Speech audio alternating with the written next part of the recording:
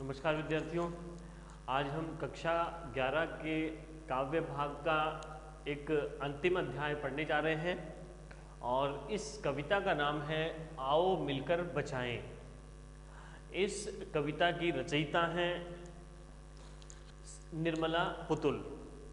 सबसे पहले निर्मला पुतुल के बारे में जानते हैं कि ये जो निर्मला पुतुल हैं इनका जो जन्म हुआ है वो 1972 में हुआ है। ठीक है।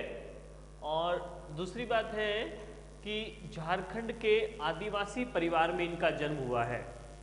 ठीक है।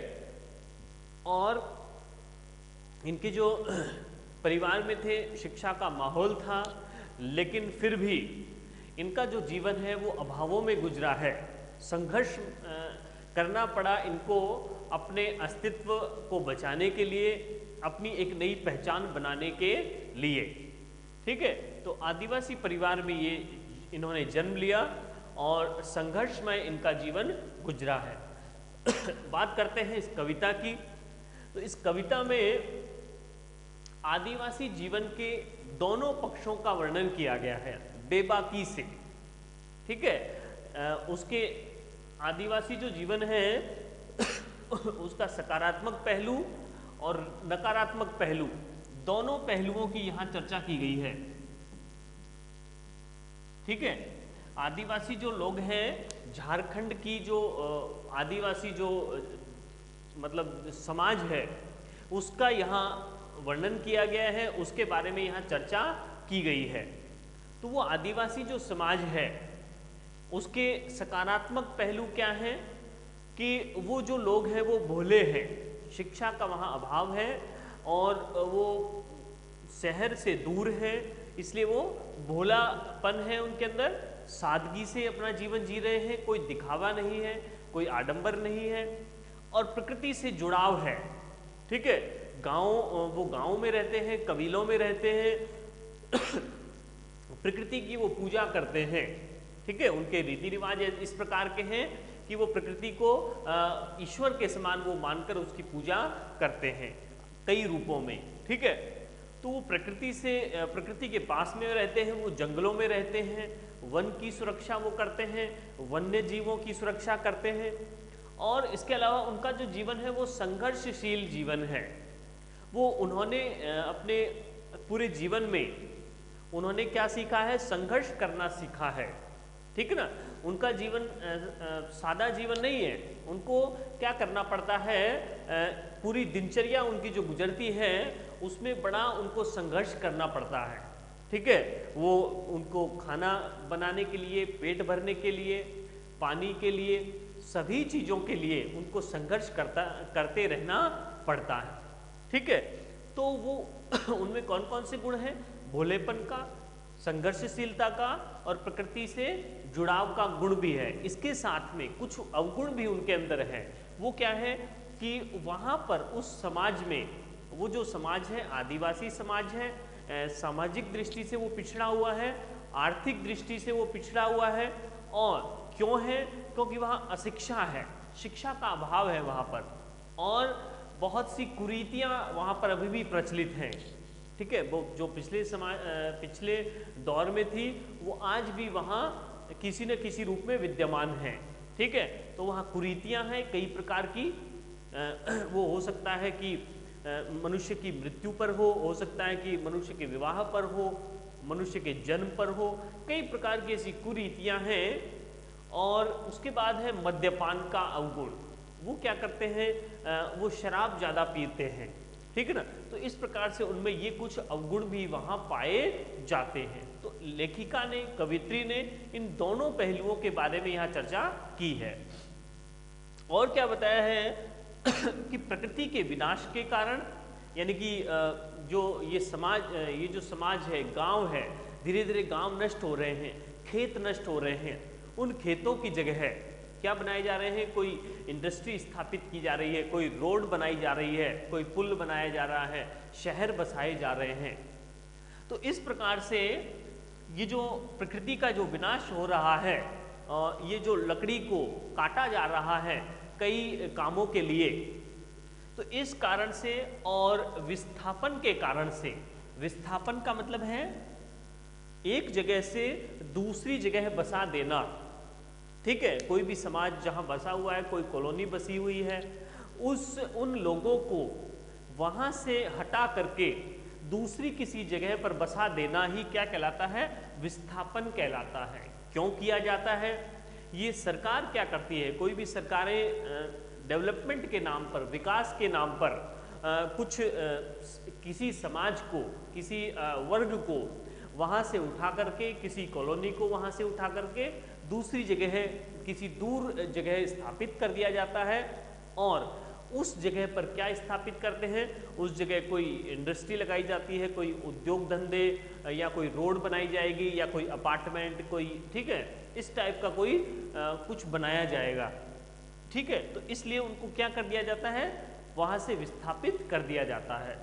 तो प्रकृति के विनाश के कारण और विस्थापन के कारण आदिवासियों के सामने एक बड़ा संकट उपस्थित हो गया है। उनके जीवन के लिए वो सरवाइव नहीं कर पा रहे हैं, वो अपनी आजीविका नहीं चला पा रहे हैं, ठीक है। तो ये इस चैप्टर में बताया गया है।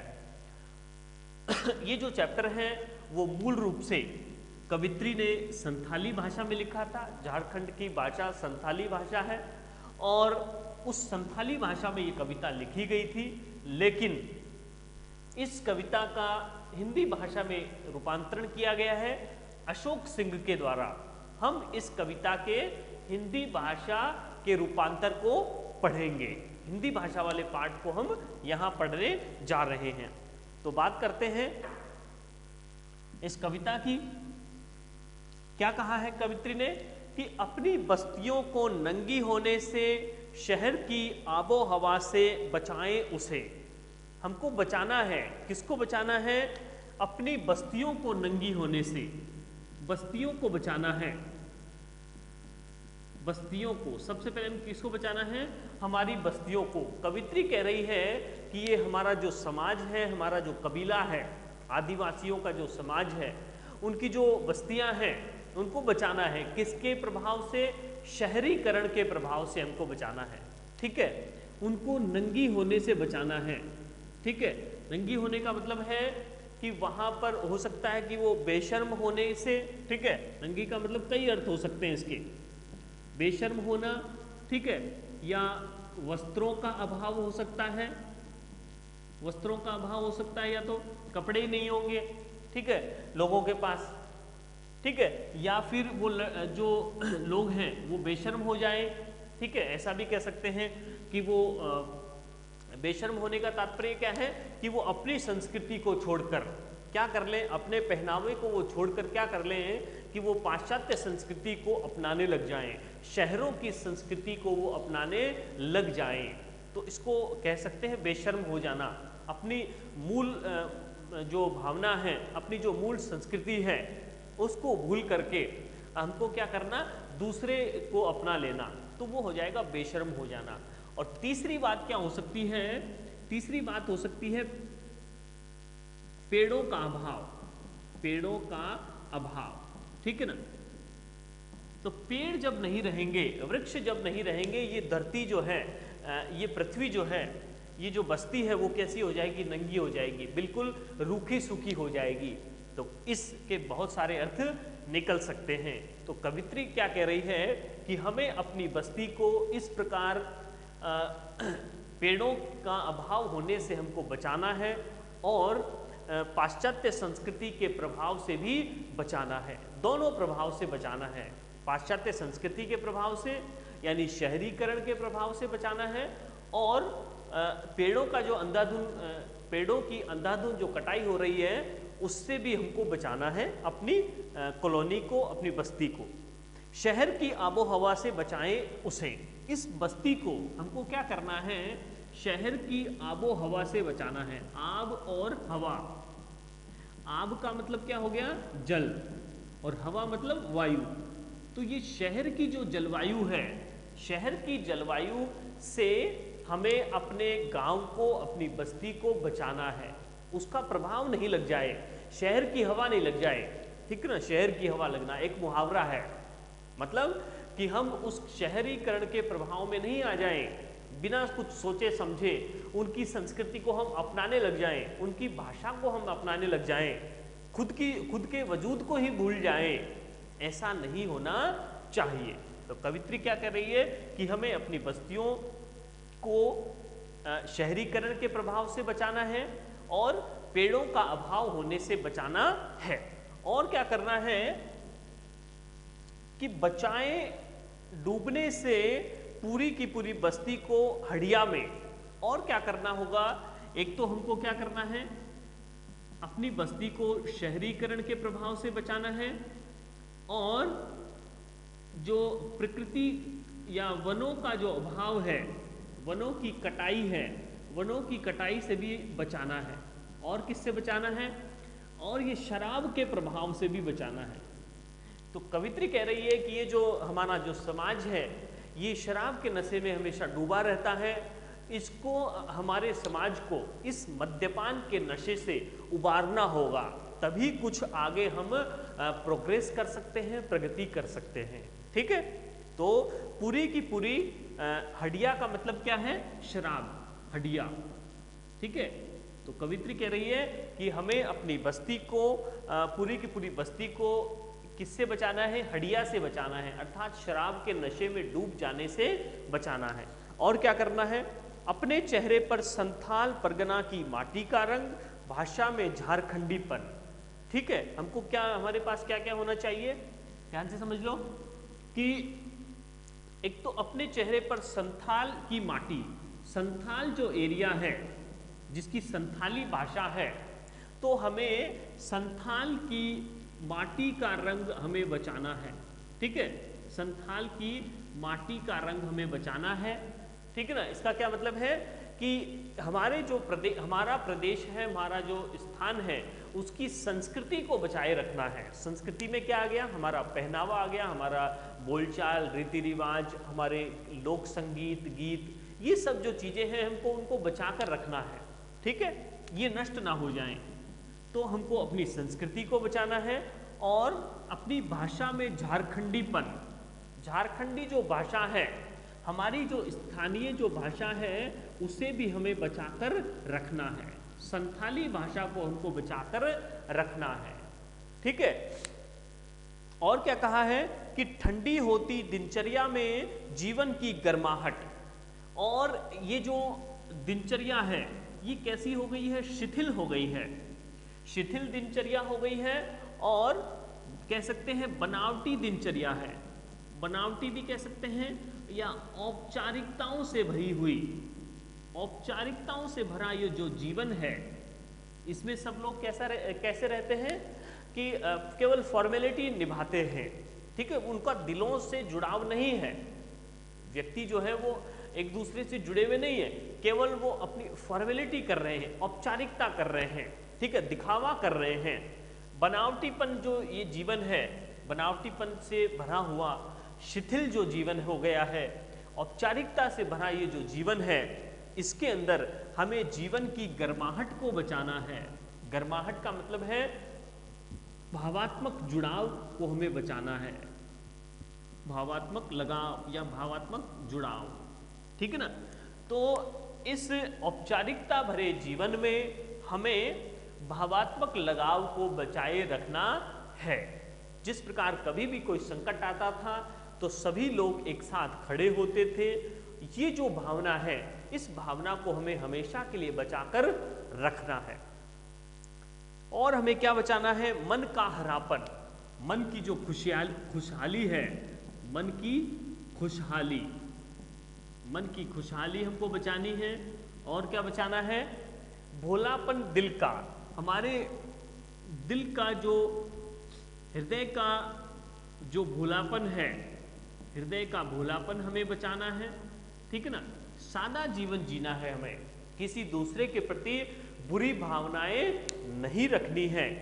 अक्खड़पन और जुझारूपन, हमारे अंदर क्या है, एक अक्खड़पन है। अक्खड़पन का मतलब हो गया उद्दंडीपन कह सकते हैं, गंवारूपन कह सकते हैं, या जिद्दीपन कह सकते हैं, या जिद कह सकते हैं। ये जो जिद की भावना है और ये जो हमारा जुझारूपन है, जुझारू का मतलब संघर्ष है, ये जो संघर्ष की भावना है, प्रत्येक परिस्थितियों में हम सदैव डटकर खड़े रहते हैं, ये जो भावना है सदैव हमारे हृदय में रहनी चाहिए। ठीक है, तो हमें क्या क्या बचा कर रखना है? मन की खुशहाली को, ठीक है, हृदय का हमारा भोलापन, और ये जो अक्खड़पन है अर्थात जिद है, जुझारूपन है अर्थात संघर्ष है, ये जो भावनाएं हैं हमारे मन में सदैव रहनी चाहिए। ये जो भावनाएं शहरीकरण के प्रभाव से कहीं लुप्त ना हो जाएं, ये ध्यान हमें रखना है। आगे बात करते हैं। आगे कहा है कि और क्या बचाना है हमें? भीतर की आग को। ये जो भीतर की आग है वो हमें बचाकर रखनी है। ठीक है, या हम कह सकते हैं भीतर की आग का मतलब क्या हो गया? जोश। हमारे जोश को हमें बचाकर रखना है। धनुष की डोरी, ये ठीक है, हमारा एक तो जोश को बचाना है, इसके अलावा हमारी जो वेशभूषा है, वेशभूषा कह सकते हैं या संस्कृति कह सकते हैं। वेशभूषा कैसी है कि एक तो हम धनुष धारण करते हैं, ठीक है, और धनुष की डोरी तीर का नुकीलापन, धनुष की डोरी तीर का नुकीलापन और कुल्हाड़ी की धार, ये हमें बचाकर रखना है। ये हमारी जो वेशभूषा है, ये हमारी जो वेशभूषा है, इसे हमें बचाकर रखना होगा। ठीक है, इसमें हमें ये जो वेशभूषा हमारी बताई गई है, क्योंकि ये जो समाज है वो धनुष, तीर और कुल्हाड़ी को धारण करता है, इसे हमारे अस्तित्व को, हमारी पहचान को हमेशा के लिए बचाकर रखना होगा। और क्या बताया गया है? जंगल की ताजा हवा, हमें एक तो जंगलों को बचाना है, ठीक है, पेड़ पौधों को बचाना है, जंगलों को बचाना है, और नदियों की स्वच्छता, नदियों के पानी को हमें स्वच्छ बनाकर रखना है। कहीं यहाँ पर शहर ना बस जाएं, आसपास में अगर कोई उद्योग धंधे लग जाएंगे तो उसका जो केमिकल आएगा, उसका गंदा पानी जो आएगा, उससे ये सारी जो हवा है वो गंदी हो जाएगी, उससे ये सारा जो नदियों का जो पानी है वो सब बेकार हो जाएगा, अस्वच्छ हो जाएगा। तो हमें जंगलों की पवित्रता को बचाना है, जंगल की ताज़ा ऑक्सीजन को बचाना है, और नदियों की स्वच्छता को बचाए रखना है, और पहाड़ों के एकांत को, पहाड़ों के एकांत को हमें बचाकर रखना है। ठीक है ना, शांति बनाकर रखनी है। और हमें गीतों की धुन को, हमारे जो लोक गीत हैं उनको बचाकर रखना है। ठीक है, और क्या करना है? मिट्टी का सौंधापन, हमारे मिट्टी की जो सुगंध है, मिट्टी की सुगंध को बचाकर रखना है। और क्या करना है? फसलों की लहलहाहट, ठीक है, फसलों को बचाकर रखना है। तो कवित्री क्या कह रही है? हमें एक तो जंगलों की हरियाली को, ठीक है, जंगलों की जो हवा है ताजा हवा, नदियों की जो स्वच्छता है, पहाड़ों की एकांतता है, और लोकगीतों को बचाना है, मिट्टी की सुगंध को बचाना है, और फसलों की लहलहाहट को हमें बचाकर रखना है, शहरीकरण के प्रभाव में नहीं आना है। और क्या कहा है? हमें नाचने के लिए खुला आंगन, हमें क्या चाहिए? खुला आंगन हमें बचाकर रखना है। कि शहरीकरण के प्रभाव से क्या होता है कि जो परिवार है वो छोटे होते जा रहे हैं, सीमित होते जा रहे हैं, ठीक है ना, वहाँ पर आंगन भी नहीं बच रहे हैं खेलने के लिए। तो कवित्री क्या कह रही है कि हमें बड़े बड़े आंगन जो बचे हुए हैं उनको बचाकर रखना है, और हमें जो मनोरंजन है उनको बचाकर रखना है। मनोरंजन के साधन कौन से हैं? लोकगीत हैं, उनको बचाकर रखना है। और हंसने के लिए थोड़ी सी खिलखिलाहट, और रोने के लिए मुट्ठी भर एकांत। ठीक है, तो हमें क्या चाहिए? और हंसने के लिए, मनोरंजन करने के लिए भी समय हमारे पास बचना चाहिए, और हमारा दुख व्यक्त करने के लिए, दुख के लिए हमको क्या चाहिए? एकांत भी हमारे पास होना चाहिए। ऐसा भी जगह, ऐसी भी जगह हमको हमारे पास होनी चाहिए। और क्या चाहिए हमारे पास में? बच्चों के लिए मैदान, बच्चों के लिए हमको खेल का मैदान भी बचा कर रखना होगा, कहीं ये सब कुछ समाप्त ना हो जाए। यहाँ पर ये जो खेत बचे हैं, ये खेलने के जो मैदान बचे हैं, कहीं यहाँ सभी जगह है कोई बड़ी बड़ी बिल्डिंग बन जाएगी, ठीक है, बड़े बड़े उद्योग धंधे स्थापित हो जाएंगे, तो ना तो यहाँ पेड़ रहेंगे, सब पेड़ काट दिए जाएंगे, ठीक है, और यहाँ पक्की जमीन बन जाएगी। तो इसलिए हमको जंगलों को बचाना है, खेतों को बचाना है, हमें अपने बड़े बड़े घर के आंगनों को बचाना है, ठीक है।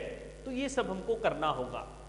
और कवित्री क्या कह रही है कि बच्चों के लिए मैदानों को बचाना है कि बच्चे खेल पाएं, खुली हवा में सांस ले पाएं, एक छोटे से घर में, छोटे से कमरे में वो कैद ना हो जाएं और केवल वो मोबाइल से, केवल वो कंप्यूटर से ही खेलते रह जाएं, ऐसा नहीं है। उनको क्या चाहिए, उनको अपना सर्वांगीण विकास करने के लिए उनको खुली हवा चाहिए, उनको चारों तरफ घूमने के लिए उनका क्या हो, शारीरिक विकास भी हो, उनका मानसिक विकास भी हो, ठीक है ना। तो इसके लिए उनको पूरी जगह भी उपलब्ध होनी चाहिए। पशुओं के लिए हरी घास, बच्चों के लिए क्या चाहिए, मैदान होना चाहिए, पशुओं के लिए घास भी बचाकर रखनी है, ठीक है ना, कहीं ये घास ही समाप्त ना हो जाए। अगर जमीन ही नहीं होगी, ठीक है, उस जमीन पर कोई कंपनी फैक्ट्री बन जाएगी या कोई बड़े अपार्टमेंट्स बन जाएंगे, तो वहाँ जमीन ही नहीं रहेगी, तो ना तो घास होगी ना कोई फसल होगी। तो हमें इनको बचाना है, ठीक है, यहाँ घास बचानी है। और बूढ़ों के लिए पहाड़ की शांति, पहाड़ की शांति, ठीक है। तो कवित्री क्या कह रही है, हमको एक तो क्या बचाने हैं, बच्चों के लिए मैदानों को बचाना है, और जानवरों के लिए हमें घास बचानी है, और बूढ़े व्यक्तियों के लिए हमें एकांत को बचाना है, पहाड़ की शांति को बचाना है हमें, ठीक है। और हमें क्या बचाना है, इस अविश्वास भरे दौर में, ये जो अविश्वास का दौर है, अविश्वास का जो दौर है, ठीक है ना, जिसमें क्या हो गया है, सब कुछ औपचारिक हो गया है, दिलों का जुड़ाव जिसमें नहीं है, सब जो है अपना क्या कर रहे हैं, अपना स्वार्थ सिद्ध कर रहे हैं। ये जो दिनचर्या हो गई है, इस अविश्वास के समय में, अविश्वास के दौर में, अविश्वास के युग में हमें किसको बचाना है, विश्वास को बचाकर रखना है, कि लोग एक दूसरे पर विश्वास करें, ऐसा समय भी होना चाहिए, ठीक है ना। और हमें क्या बचाकर रखना है, थोड़ा सा विश्वास, उम्मीद और सपने, उम्मीद और सपने बचाकर हमको रखने हैं, ठीक है ना। तो कवित्री क्या कर रही है, ये जो दिखावे का जो समय आ गया है, सब लोग आकर्षित हो रहे हैं शहरों की ओर या पाश्चात्य संस्कृति की ओर। तो हमें क्या करना है, हमें विश्वास बनाकर रखना है, हमें हमारे जो भविष्य की, हमारा जो क्षेत्र है उसका एक सुखद भविष्य होगा, उसकी उम्मीद हमें बचाकर रखनी है, ठीक है। और हमें हमारे हृदय में, हमारे दिमाग में जो अच्छे सपने हों उनको बचाकर रखना है। और क्या करना है कि आओ मिलकर बचाएं, कि इस दौर में भी बचाने को बहुत कुछ बचा है अब भी हमारे पास। तो कवित्री कह रही है अभी भी कुछ नहीं हुआ है, इस दौर में भी हम अपने क्षेत्र को, अपने क्षेत्र के इतिहास को, अपने क्षेत्र की संस्कृति को बचाकर रख सकते हैं। तो यहाँ पर क्या बताया गया है इस चैप्टर में, कवित्री बताना चाह रही है, क्योंकि वो आदिवासी समाज से है, और आदिवासी समाज की एक सबसे बड़ी जो समस्या है वो क्या है, वो अशिक्षा है। और उस अशिक्षा के कारण उन्हें सामाजिक दृष्टि से, आर्थिक दृष्टि से हमेशा पीछे रह जाना पड़ता है। और वो क्या करते हैं, उनको अपनी जगह को भी छोड़ना पड़ता है, उन्हें विस्थापन का दुख भी झेलना पड़ता है, ठीक है ना। तो इस प्रकार से कवित्री कह रही है कि हमें आकर्षण में नहीं आना है, अपनी संस्कृति को, अपने वजूद को, अस्तित्व को बचाकर रखना है। धन्यवाद।